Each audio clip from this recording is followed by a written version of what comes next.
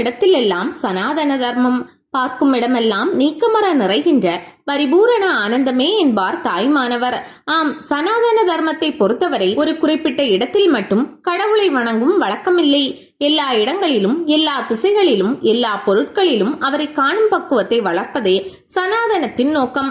ஒருமுறை கைலாயத்தில் விநாயகர் ஒரு பூனையுடன் விளையாடி கொண்டிருந்தார். அவருக்கு பசி வந்துவிட்டது. உடனே பூனையை விட்டுவிட்டு பராசக்தியை நோக்கி ஓடினார். அம்மா பசிக்குது என்றார். உடனே கொழுக்கட்டையை கொண்டு வந்தாள்.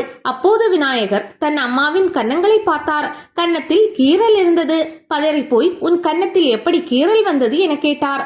நீதான் கீறிவிட்டாய் என்றார். அம்மா, பூனையுடன் விளையாடிவிட்டு இப்போதுதான் வந்திருக்கிறேன்.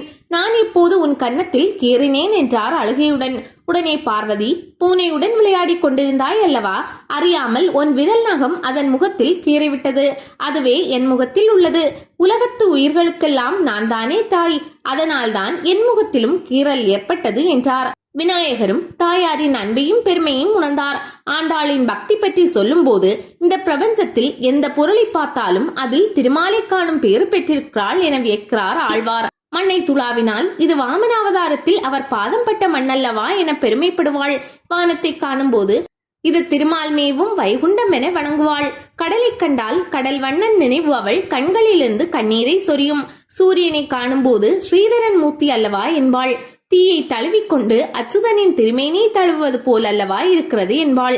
காற்றை தழுவிக்கொண்டு என்னுடைய கோவிந்தன் என்பாள். சந்திரனை கண்டால் ஒளிமணி வண்ணன் என்பாள். மலையை கண்டால் நடுமாலே என்பாள். மலையை கண்டால் நாராயணன் வந்தான் என்பாள். பசுமாடு கன்றுகளை கண்டால் இவை கண்ணன் மேய்த்தவை என்பாள். பாம்பை பார்த்தால் பயமின்றி அதன் பின்னே சென்று இது திருமாலின் படுக்கை என்பாள்.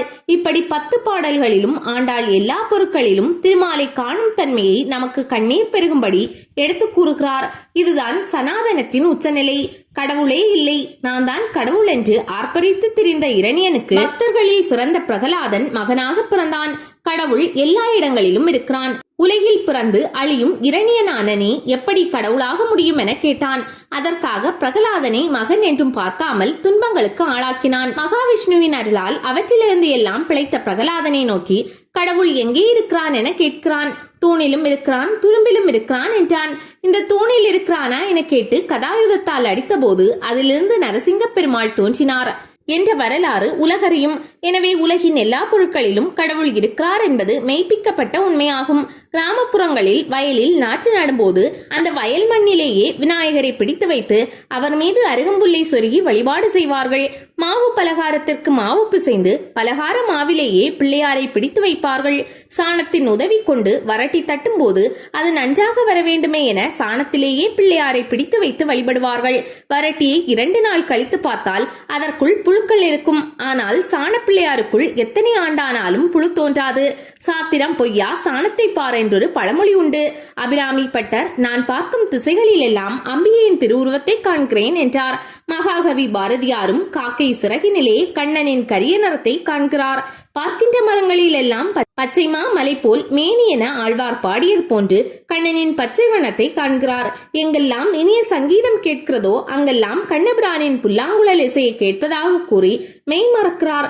இதற்கும் ஒருபடி மேலே போய் எரிகின்ற தீக்குள்ளே விரலை வைத்து பார்க்கும் போது எம்பெருமான் கண்ணனின் திருமேனியை தீண்டுகின்ற மெய் சிலர்க்கும் அனுபவம் தோன்றுவதாக கூறி வியக்குகிறார். இப்படி ஞானிகள் பெரியவர்களின் அனுபவங்களை கூறிக்கொண்டே போகலாம்.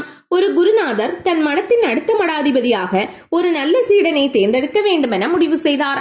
அதற்காக தன்னிடமுள்ள சீடர்களுக்கு ஒரு தேர்வு வைக்கிறார். அனைவரையும் அழைத்து ஆளுக்கு ஒரு மாம்பழத்தை கையில் கொடுத்து, இதை யாருக்கும் தெரியாமல் சாப்பிட்டு வாருங்கள், எங்கே சென்று சாப்பிட்டீர்கள் என என்னிடம் கூற வேண்டும் என்றார். சீடர்களும் பழத்தை பெற்றுக்கொண்டு ஒவ்வொரு இடத்திற்கும் சென்று சாப்பிட்டனர். ஒவ்வொருவரும் ஒரு மறைவான இடத்தை கூறினார்கள். ஒருவன் கிணற்று பின்னால் என்றான், ஒருவன் மரத்தடி, ஒருவன் ஊர் ஓரமுள்ள பாழடைந்த மண்டபம், ஒருவன் மடத்தின் பின்புறம், ஊரின் எல்லையில் உள்ள பள்ளிக்கூடம் என பல்வேறு இடங்களை சொன்னார்கள். ஆனால் ஒருவன் மட்டும் பழத்தை சாப்பிடாமல் மீண்டும் திரும்ப கொண்டு வந்து விட்டான். குருநாதர் அவனிடம், ஏனப்பா, உனக்கு யாருக்கும் தெரியாமல் மறைவாக சாப்பிட இடமே கிடைக்கவில்லையா என கேட்டார். சீடனும் பணிவுடன், குருவே, நான் எந்த மறைவான இடத்திற்கு சென்றாலும் அங்கு ஒருவர் என்னை கண்காணித்துக் கொண்டே இருக்கிறார்.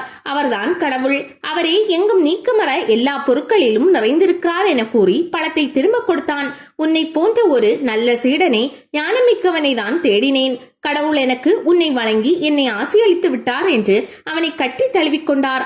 அவனே அடுத்த மடாதிபதி ஆனான். இந்த உலகத்தில் நம்மை கண்காணிப்பவர்கள் எவரும் இல்லை என அறிந்து தவறு செய்பவர்களே அதிகம் பேர். ஆனால் உண்மையில் நம்மை கண்காணிக்கும் கடவுள் இல்லாத இடம் கிடையாது.